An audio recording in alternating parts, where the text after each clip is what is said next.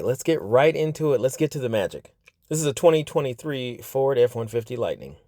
And let's start where the magic happens, the frunk, the front trunk. This thing is huge, has its own lighting. Of course, you got to have the Ford logo. This is where I usually keep the level 2 charger. And behind this door, you guessed it, 12-volt battery. Easy access. All right, moving on. Under here, you will find a power block, basically. 120-volt outlets, even USB-A and USB-C. You can turn this on and off from inside the cab of the truck. That's the Do Not Kidnap Me button that you can release the frunk with. Here is the original level 1/level 2 charger that comes with the F-150. This little cubby hole right here is pretty decent. It also even has a drain. And you can stand this divider up. You know what? Let me clean all this out. There we go. Okay, now let's get back to that divider. This thing is pretty neat. The furthest back position is like straight up, so you can divide it. This one actually kind of leans forward. The original charger is kind of in the way. But you see what I'm saying? And the front can still close. And then this one sits standing straight up, but it's deeper, so the front can still close. Capacity for the front, 400 pounds. The frunk is power open and power close. As you can see, if you've got a standard 7-foot garage door, it will be tight, but not impossible.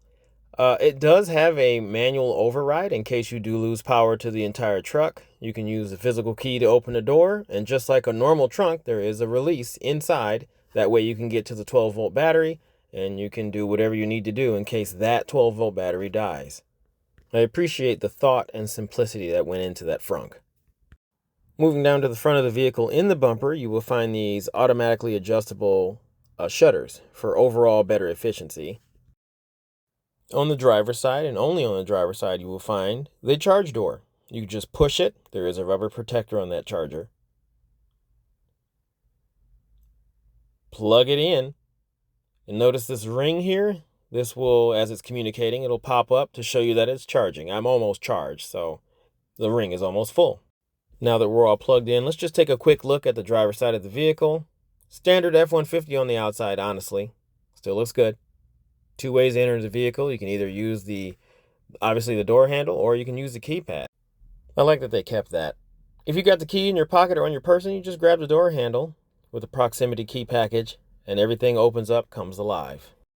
If you're already familiar with the F-150, this will feel right at home. Big, spacious cabin. Simplicity is best. 90% charge, by the way. As you can see, the gauge cluster is a screen. No analog settings here. Big, humongous screen that if you've ever been inside a Ford Mustang Mach-E, that will look familiar. Honestly, you can't go wrong. This thing is incredibly spacious. I mean, it is a full-size truck. You literally lose nothing. You gain a lot. You lose nothing. Power adjustable seats with lumbar support. This even has movable pedals, which is rare in electric vehicles.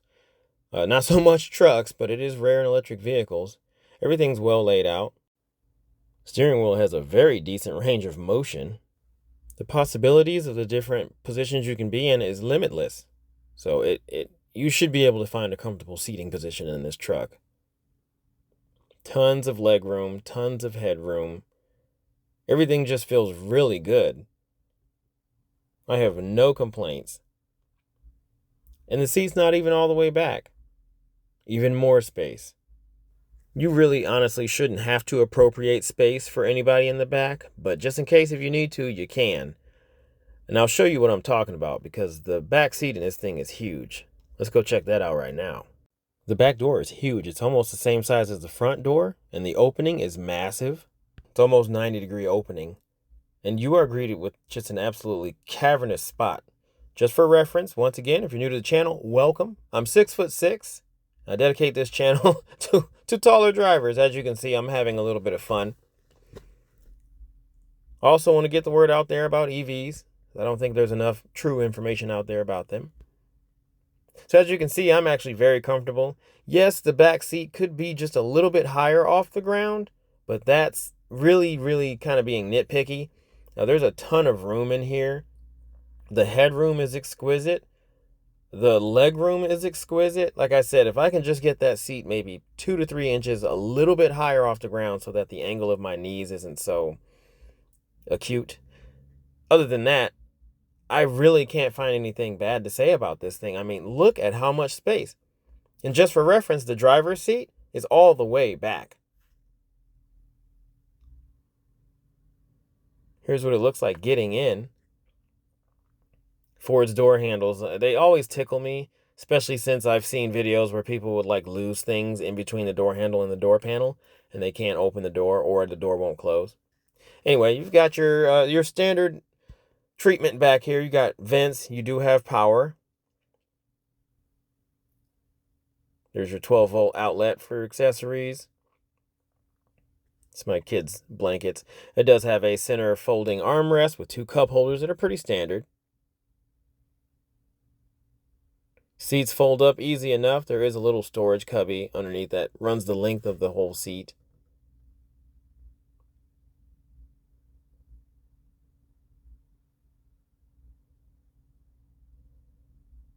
This one flips up as well. As you can see, that storage cubby goes all the way. Let me get that jacket out of the way. You know, the floor is flat, and that is much appreciated because you can actually sleep in here. Not the most comfortable, but in a pinch, I wouldn't mind sleeping back here. Stop checking out my app. So, in order to get the back seat to fold back down, you just pull this little strap right here, kind of give it a little bit of a tug, and let gravity do the rest. And now you got your seat back. I guess you could sleep on that too. Crazy tail lights, I love it. I love the accent lighting on the Lightning. Say that 5 times fast. In the back seat, it is a 60/40. On the 40 portion of the seat behind that, and that's the only side that can fold, you will find the spare tire equipment. Even with that little cubby hole, there's still a lot of space underneath the seat when it's down. I'm sure you can find things to lose under there. Now let's talk car seats. This does have the standard latch equipment and a lower anchor tether child harness. Behind the headrest, there is that little strap that you can hook on that third, the middle latch anchor onto. You can either feed it through underneath the headrest, which is kind of tight, or you can feed it over. I probably prefer you feed it over. But the latch anchors are pretty visible. You just click it right on there. Click this side in, which is kind of a pain to get to, but you know, it is what it is. And then you strap it in, tighten it up. That car seat ain't going nowhere. Now it's time for my exclusive Can I Fit in My Daughter's Car Seat test. You'll only find that here, so don't go anywhere. And honestly, it's not really a big surprise, but yes, I fit in there perfectly fine. Just duck my head a little bit, and I'm actually pretty comfortable in here. I have a ton of headroom still, believe it or not. I still have a ton of leg room. And I could actually sit in here if there was like a crazy emergency like zombies or something like that. Getting out is just as easy. Ta-da! Moving on to the bed of the truck. Pretty standard stuff on the inside, to be honest with you.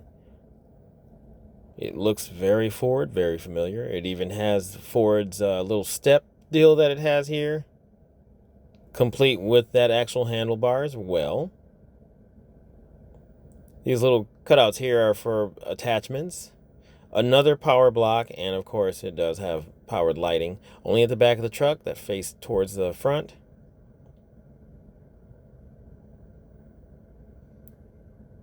This is pretty interesting. Standard outlets here and here. Here is a 240 volt outlet. And fun fact, I was actually able to charge my Jeep while I was towing it. I flat towed the Jeep from the dealership, couldn't drive 2 cars at once, and I plugged the Jeep into the truck, and the truck was able to charge my Jeep at a level 2 charging rate while I was towing it. You do have like your standard little cup holder here, and there is a ruler here, actually a couple of rulers. This composite material is, pretty useful and durable. I would definitely highly recommend getting like a bed liner in here, but this truck bed is an average truck bed, and you can get the full use out of this. If it fits an F-150, it'll actually fit the F-150 Lightning. So all those attachments, you can actually carry those right over. And before we leave the bed area, just wanted to give you a quick shot of the roof. There is a bed camera, which comes in super nice and handy. There is a electronic rear window, which is pretty neat. This is a Lariat trim, by the way. No crossbars or panoramic sunroof on this. Don't look, I'm not jumping off the back. Stay safe, don't do as I do as I say. Here's the passenger side of the truck. Pretty standard, except for the taillight and the big Lightning word on the side. I think it's a handsome truck. And I am not a Ford guy, just putting that out there. Okay, so let's talk about the infotainment, if you will. On this package, it does have the large, I don't know how big this thing is, 15-inch screen, I guess. I'm not sure how I like the this stance. I like the more horizontal approach. I don't know, what is this called? Portrait, I guess. I'm not a huge fan of it. Not enough to where I wouldn't like this screen. So here's the thing about this. This is standard Android Auto that's already on my phone, and Apple CarPlay, of course, will do the same thing. Here's what I did not know, and here's why I thought that Tesla's OS, or whatever you want to call it, and even Rivian's operating system, if you will, they've got their own proprietary maps. Even though the maps, if I'm not mistaken, is supplied by Google, they've got their own user interface. There we go. That's the word I'm looking for. User interface. And that's all fine and good, but I thought that they were using that because you couldn't use Google Maps, or you couldn't use standard Android Auto or standard Apple CarPlay. I don't know how long Apple CarPlay and Android Auto have been doing this, but it is already fully integrated into, at least on this vehicle, it's already integrated into the vehicle, into your own Google Maps. So this already has my preset everything. And when you want to go, for example, to Las Vegas, which is where I got this truck, and yeah, it already tells you where you should go.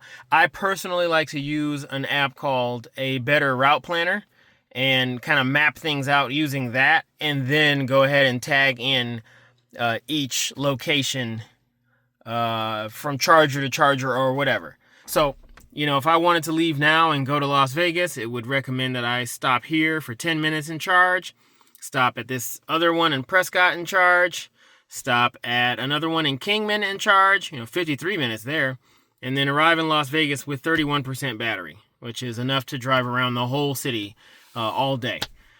So, yeah, I'm a little bit confused as to why, I'm very impressed with this. This works great.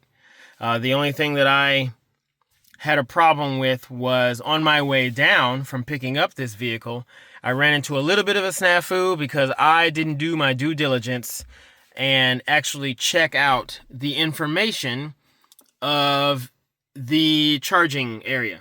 For example, here, this is the most important information. How fast the chargers are, because not every charger is built the same. So as you can see here, there are two 50 kilowatt CCS chargers, which this vehicle does support. There are two 150 kilowatt CCS chargers, which this vehicle also supports. And if I'm not mistaken, I believe it can get up to 350. So if these super fast chargers at 350 kilowatts are here, I highly recommend using that before anything else. But pay attention to what it says here. Pay attention. Make sure it says that there are multiple. There are 7 chargers at this Electrify America. 7. If you are on a Better Route Planner, or if you're using this Google Maps right here and you only see one charger, I don't care if it has 5 stars. This only has 3.8 stars. For whatever that's worth, I don't care if you've never heard of anybody having an issue at that charging station. If it only has one charger there, you will be that one person that has the problem. And that is exactly what happened to me. On my way down, By the way, I don't know where the Tesla charging network adapter is for this. The Ford F-150 Lightning does support it, but I don't have the adapter in the vehicle. I don't know where it is. So, you know, that's okay. I didn't plan on using them anyway, but had I had that, this would have been a totally different trip. Anyway, moving on. When I got to Wickenburg, I only had 30 miles of range left in Wickenburg, which is only 35 miles away from the next Electrify America or EVgo. I can't really remember which one. The next supercharger that I was going to use was only 35 miles away, and unfortunately I only had 30 miles left of charging, but it suggested to stop at this one charger at some random Ford dealership in Wickenburg, Arizona. And unfortunately, that one charger, it only had only one fast charger, it was broke down. So and without being able to charge at the Tesla supercharger, which was actually like 25 feet away, not really, it was, you know, about a half a mile away, I was forced to go across the street to this Shell station that was generous enough to have a Loop EV level 2 charger, which was only like 11 kilowatts or something like that. So those are the chargers that you have at home, like that kind of speed. This is my home charger. That charger would have only been able to get me, you know, a few miles an hour, whereas the other superchargers or the other super fast chargers would get you a full charge in less than an hour. I'm talking like 20 minutes, and I would have been okay. Moving on, you do have your standard features. You can change the driving mode, which changes the sensitivity of the pedal, basically. Sport mode is fun. It's more responsive, obviously. No-brainer there. Sport mode is more responsive. Off-road mode, and you can even lock the rear differential, which is amazing.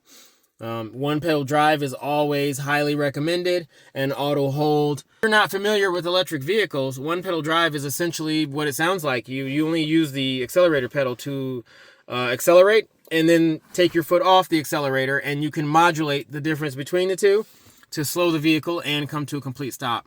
Auto hold is just like it sounds. Actually, you know what? It tells you what auto hold is. I love that. I love how, if you're confused with something, it just continues to hold the vehicle when stationary. With one pedal driving, that's already, you know, pretty much a thing. Anyway, close. Yeah, I really can't say enough good things about this. The sound system in here, I'm not familiar with this sound system, but it slaps, as the kids say, right? Very good sound system. It will definitely, the bass in this thing is amazing. And yeah, nothing but good things. The sound quality is absolutely brilliant. And yeah, nothing but good things. So this does not have Blue Cruise. The easiest way to tell if you do have Blue Cruise, besides a number of other things, but if you're just hopping in and you want to know, there will be a sensor that watches your eyes right here on the, I can't remember if it's here or here. I believe it's on the door panel. But anyway, there's a pretty obvious little black screen right here that is a sensor for your eyes. But anyway, moving on, there's a ton of driver assistance features in this. Adaptive cruise control works flawlessly. It works better than the Rivian, at least the 2022 Rivian that I had. The lane keeping keeps you centered without being aggressively in your face about it. Everything just works very well. Cross traffic alert, everything works brilliantly. I don't know what this driver alert is, so let's click on that. Notifies you if the vehicle detects that you are inattentive. Wow. Okay. Yeah, that's going to stay off.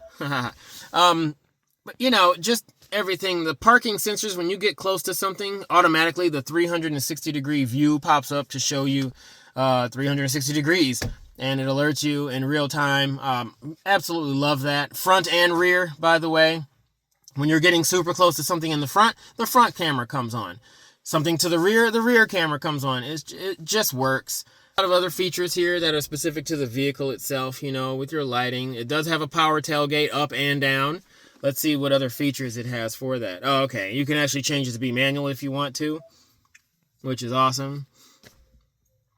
It does have a button and not an actual latch. So the release for the tailgate will always be electronic, but you can change it to be power up and down.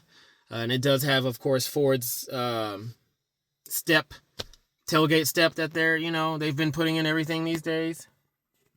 Just a lot of things. The keypad, which is something that Ford has been doing for a long time.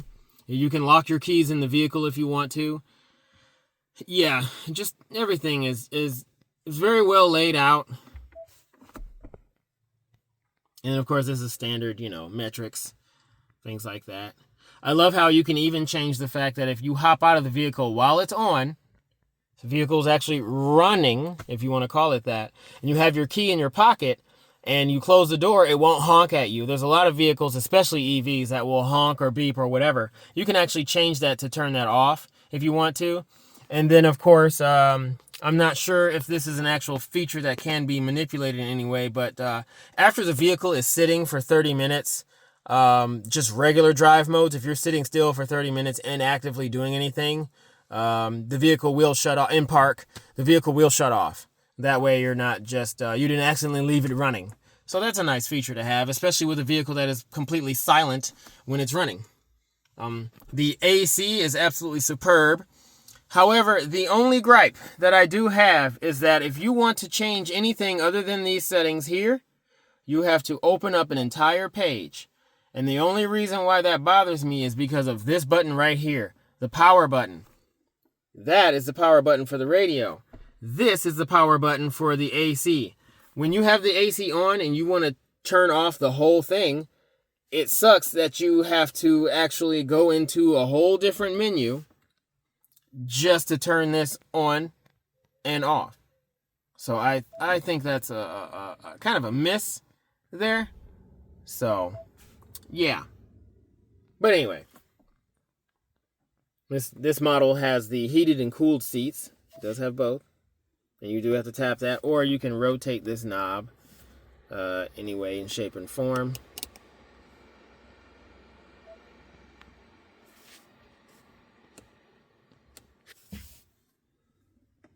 And of course, it is dual climate controlled. Same thing for the passenger side. It does have heat and heated and cooled seats. So yeah, I am super impressed with this vehicle. I do wish it did tell you a little bit more information when it's charging, like how many kilowatts it's getting. I guess Ford was just thinking maybe we'll just leave it up to the charger itself, because my charger, all it tells you, well, the actual charger box, the charger does tell you how many kilowatts it's giving out, how many kilowatts you did charge and all that good stuff, but I wish the vehicle itself could tell you that. But that's not a really good gripe. It does have wireless charging down here, and a USB-A and a USB-C. And of course, everybody's favorite feature where you can fold down the shifter knob, come back here, squeeze this trigger, and now you have a workspace. You can put your laptop on here and do some work while you charge. You can also actually, while you're charging, I don't think you can do this when you're not charging, but you can actually watch like YouTube or play games while you're charging. So, it's cool stuff like that. You won't be bored. But to be honest with you, most of these chargers are in public places that have food or entertainment or things like that. So it's rare that you're in a charger, that you're at a charger and it doesn't have anything. You know what I mean? So the price of these things, if you look online right now, at least in my area, I'm finding a ton of these with very low miles, under 25,000 miles. So they still have all the warranties, at least 5,000 miles. I believe the bumper to bumper is 30. Anyway, there are a lot of these under 40 grand that are not the Pro. The Pro package is like the very base package model. You can get a Lariat like this for under 40 grand right now with under 30,000 miles. So, and just for your information, the battery and all the electrical components that have to do with the battery are warranted for, I believe it is 8 years or 100,000 miles. So, yeah, you're covered. There are a ton of people that don't keep vehicles even that long. So that the majority of people actually, even to this day, I know car prices are getting insane. So any truck that runs that you can buy for under 40 grand that still comes with factory warranty, yeah, That's a huge deal. Moving on. We do have some 12-volt outlets here and an AC outlet, good for 20 amps. There is a little cubby that you can put whatever you want in here. It's actually a decent size. And it looks like it has a removable, it does, I think. Yes. This little piece right here is removable. This little anti-skid mat or whatever, or anti-slide mat, so that's awesome. I love how this is just simply a mechanical button, nothing fancy. It doesn't close it either, it's just a button to release. And then it has a decent size glove box. So perfect for any size gloves you got. This does have power folding mirrors too, which I do like, because when I park in the small garage that my Wrangler is parked in, I need every bit of that. I have to fold the mirrors in or else it doesn't fit through the door. Visibility is amazing, of course. This is a full-size truck. And it even has that rear window that opens. I don't know if I can open it now. Oh, wow, look at that. Ah. Brilliant. Tons of headroom. Yeah, I'm super comfortable. Standard, cup holders. A nice slot right here for anything. I usually put my phone here if I'm not charging. There's a pretty deep storage in here, and you can slide this back and forth if you want, but it's a pretty deep storage in there, so that's not lacking. Cup holders back here. Look at the space between the car seats. That's a huge amount of space. That's more than enough for another person to sit in, which is rare for, a lot of vehicles out there. I am highly impressed. And I am not a Ford guy at all. So here are my final thoughts. I'll try to make this short and sweet, like me. See what I did there? Anyway, like I said before, the only snafu, the only hiccup that I had, now driving this all the way from Las Vegas to Phoenix, driving it all week in Phoenix, and then taking it back to Vegas. The only issue that I had was the trip coming down. When I decided not to stay at the fast charger that I was already at for an additional 11 minutes, I think was exactly how long I told myself there's another charger that's, not that far away. Why, or not necessarily not that far away, just there's another charger I can charge there. So what's the point of staying at this one that I'm already at, successfully charging at? Having no problems. If I would have just stayed 11 minutes longer, I would have never had to stop in Wickenburg to begin with. So that 11 minutes cost me an additional 2 hours because I had to stop at a level 2 charger, which is incredibly slow compared to the fast chargers that you usually would use on a long road trip. Driving it all week, charging it at work, charging it at home, driving all over the place. I had no issues. And like I said before, I was able to flat tow my Jeep and charge it while I towed it. The battery capacity of my Jeep is a lot less than the Ford Lightning. The Ford Lightning's battery is something like 6.5 times that of the Wrangler 4xe. And so theoretically, I would be able to charge my Jeep with the Ford Lightning 6.5 times, as long as I wasn't driving or anything else, 6.5 times, which is pretty neat. The Ford Lightning, not only does it have that ability to charge other vehicles from the outlets that are in the frunk and the bed, but it also has the ability to what's called a vehicle to load charge, where you can literally stick an adapted cable that goes from the charge port of the Ford Lightning to the charge port of another vehicle. It could be a solar system apparatus that you have at your home, or a solar backup battery system that you have. The possibilities of this thing is actually kind of endless. The frunk, you can utilize those plugs to charge like power tools on your way to another job site or in the bed of the truck as well. But when you want to keep things out of the weather, you can use the frunk and you can charge anything you want. You can even plug in a small cooler, or actually a pretty decently sized cooler in the frunk, and you can still have actual cooled food and beverages in an enclosed watertight area that does not get beat with the sun. So even without power, it would stay a little bit cooler there anyway. The possibilities are endless. And like I said before, the frunk does have a drain. That little small cubby hole section that's on the bottom of the frunk, you can actually put ice in there.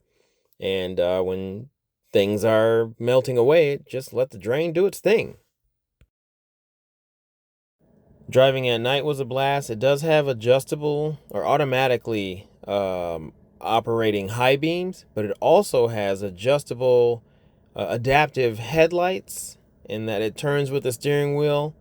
That's actually a really neat little feature. I'm sure that makes the cost of replacing the headlight assemblies, absolutely redonkulous, but it's still a nice feature to have when it's working right. And that little cut around corners is something that you don't fully appreciate until you experience it. And then you're like, wow, how did I live and drive without this?